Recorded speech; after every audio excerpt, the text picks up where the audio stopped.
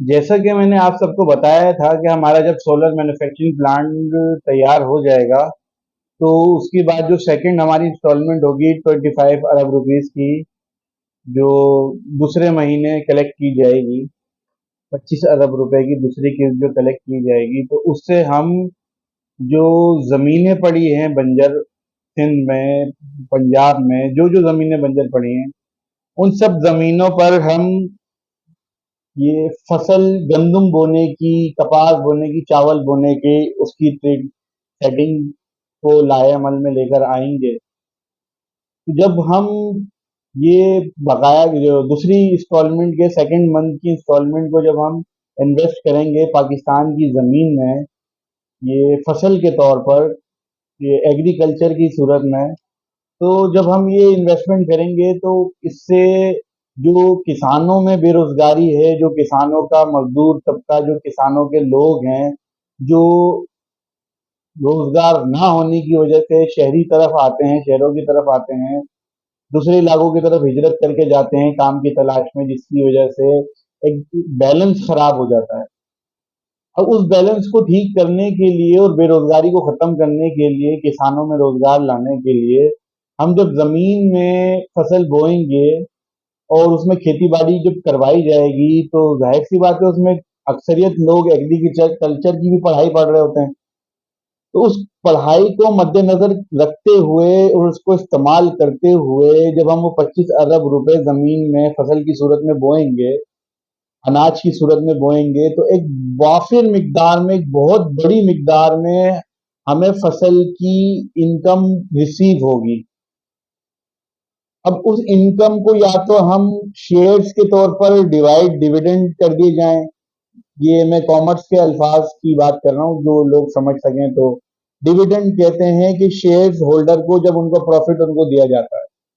Bill फर्ज अगर ये हर महीने वाला कॉन्सेप्ट लोग अप्रूव नहीं करते, तो ये 100 रुपए शेयर्स की सूरत में हम एक पब्लिक लिमिटेड कंपनी बना सकते हैं, जिसकी सूरत में 100 रुपए के शेयर वाले को जितने उसने इन्वेस्टमेंट की है, उसके रेवेन्यू के तौर पर जब फसल की कटाई बुआई मुकम्मल हो जाएगी, तो उसके डिविडेंड के तौर पर यूज किया जा सकता है। वरना अदरवाइज हम वही गंदुम सस्ती कीमत पर, कम कीमत पर इस मुल्क में सेल आउट कर सकते हैं, ताकि इससे आवाम को भरपूर फायदा हासिल हो। अब ये डिपेंड करता है कि उसमें लोगों की आरा क्या है, लोगों की राय क्या है कि हमें वो खुद यूज करनी चाहिए या एक्सपोर्ट करनी चाहिए।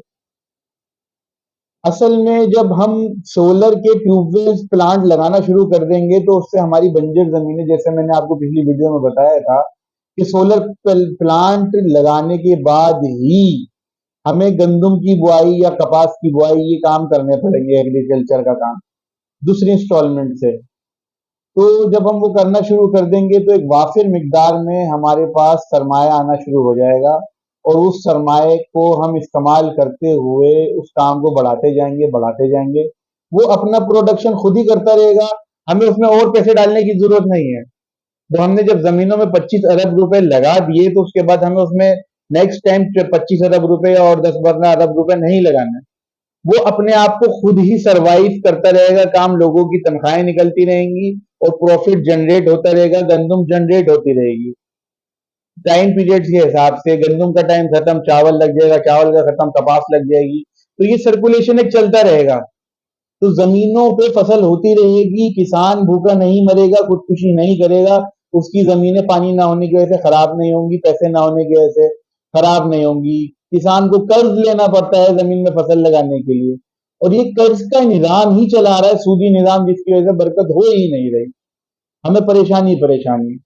खुदारा आप लोगों से इल्तमास है, अपील है, दरख्वास्त है कि मेरे इस एजेंडे पर गौर करें, फिक्र करें, नजरिए पर सोचें, लोगों से बात करें और मेरा साथ दें।